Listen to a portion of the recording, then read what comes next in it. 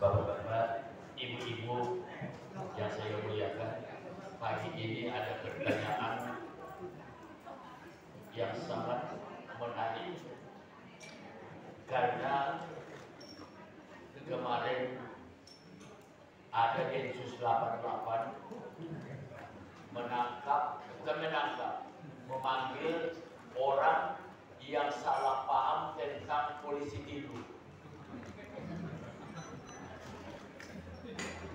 Polisi tidur dalam Al-Quran memang tidak ada. Ya, polisi tidur tidak ada.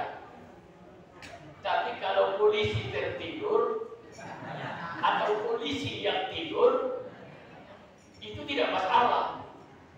Polisi tertidur masih bisa. Yang masalah ini polisi tidur. Yang dimaksud polisi tidur bukan itu saja, barangkali termasuk lem kejut. Ya, lem kejut. Saya lupa istilah PU-nya, kalau tidak salah itu lem kejut. Karena rotok. Gitu. Iya. Kalau tengok dalam Al-Quran itu tidak ada. Dalam hadis pun tidak ada. Maka banyak saudara-saudara kita sekarang yang menganggap lem kejut ataupun polisi tidur itu adalah melanggar perintah Allah. Maka siapa yang membuat itu harus dibom. Dan itu paham rombongan kemarin yang membom Polres Damastraya itu. Karena menurut mereka jangan kejut-kejut, lampu merah saja haram. Karena tidak ada dalam Al-Quran, tidak ada dalam hadis. Jadi mereka perhatikan di Bungo sampai Damastraya banyak lampu merah mengganggu orang. Menurut mereka, maka mereka bom kantor polisi. Inilah yang dimaksud Ustadz kita tadi.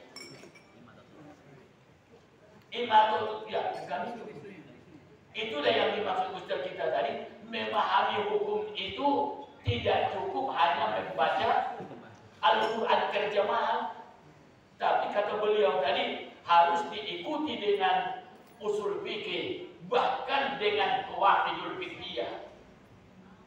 Karena kalau itu dan salah paham, tadi sudah jelaskan, lillahi ma fis samawati wa ma fil ardh, hanya milik Allah. Kenapa kamu ambil? Kan milik Tuhan. Kenapa kamu ambil motor di masjid? Itu kan milik Tuhan. Itu alasan mereka kemarin. Ya? Karena dia mungkin baca ayat itu. Kembali kepada pertanyaan, apa hukumnya polisi tidur? Hukum polisi tidur itu tergantung tempatnya. Kalau memang dibutuhkan, memang itu harus ada. Apalagi nengok pula tingkah anak-anak sekarang. Ada saja polisi tidur masih dihantamnya. Ya kan? Oleh karena itu tergantung tempatnya. Kalau memang dia dibutuhkan di situ polisi tidur, buat, tidak salah. Ini bukan itu jalan berlubang dikit diperparah. Ini pegang kardus dia di situ. Itu lebih parah dari polisi tidur. Perampok. Ya, perampok. Coba lihat. Pura-pura nyangkul pinggir jalan. Bukan memperbaiki, memperdalam. Anehnya orang yang jatuh, yang rusak motor, mobil jadi di pinggir jalan, yang lain yang meminta duit. Aneh manusia sekarang.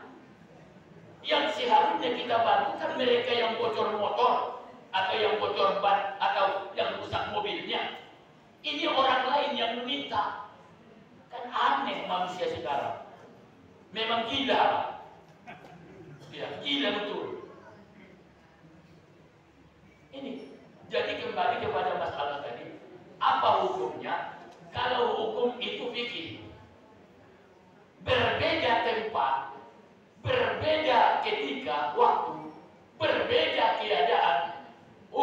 bisa berubah.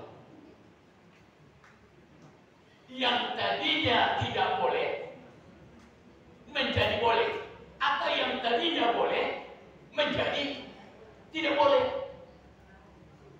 Jadi polisi tidur kapan memang di situ dibutuhkan demi ketertiban lalu lintas dan demi keselamatan manusia, maka hukumnya harus dibuat.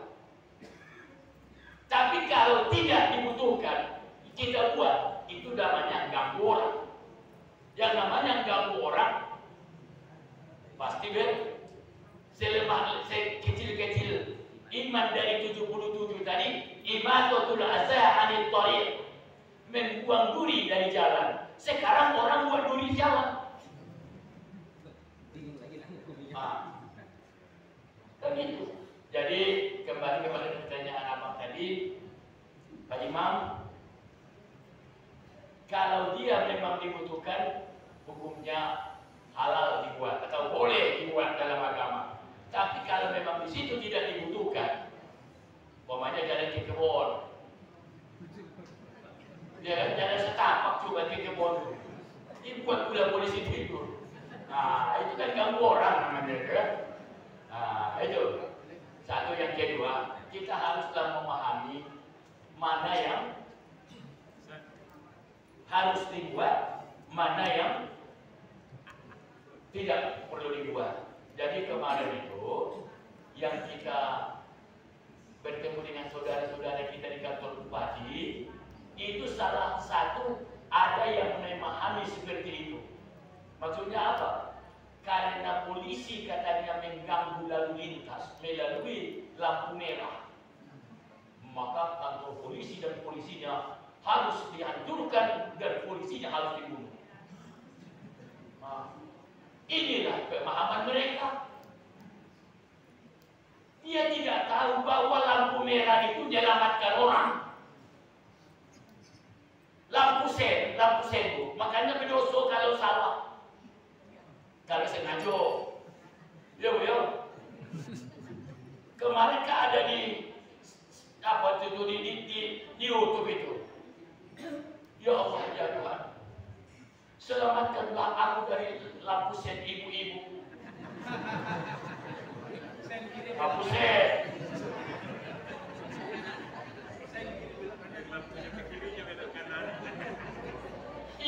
Yang sennya ke kanan tapi dia belok ke kiri. Atau sennya ke kiri tapi belok ke kanan. Ditipu joki itu di belakang. Karena kita menengok sennya ke kanan, kita pikir dia belok ke kanan. Iya kan? Kita ambil jalan kiri. Rupanya dia ke situ, didorongnya gitu. Nah, apa yang terjadi? Kecelakaan. Maka ibu-ibu, lampu sen itu sedekah. Lampu sen itu sedekah. Kita buat lampu sen kiri supaya orang selamat, bersedekah. Ini enggak, udah dekat belok, enggak ada juga dibuat. Berarti enggak ada niat dia untuk menyelamatkan orang di belakang dia. Enggak ada niat dia untuk mengasih sedekah untuk orang yang di depan dia, sehingga mau ke kanan tadi atau ke kiri tidak jelas.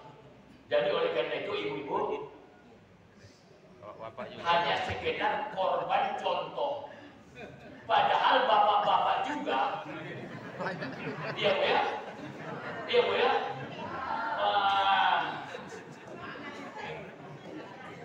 ini sungguh tidak adil dunia ini. Lampu sen ibu, banyak juga kita yang laki-laki, lampu sennya sampai berpuluh-puluh meter ke kanan. Tidak ada simpang, lampu sen kanan itu ada. Tidak ada simpang ke kiri, lampu sen kiri ada. Kita punya laki-laki perlu introspeksi diri. Jangan nuduh ibu-ibu terus. Ya, jangan nuduh ibu-ibu terus. Saya kebanyakan ya. Itu di sana, di majelis Tuhan yang boleh itu. Kalau ibu-ibu di majelis tua karena sering dikasih tahu oleh direktur, diingatkan dalam pengajian, saya yakin kalau dia mau belok ke kanan pasti saya ke kanan. Kalau dia belok ke kiri, saya ke kiri. Jadi janganlah jadikan ibu-ibu sebagai korban kejahatan. Terima kasih.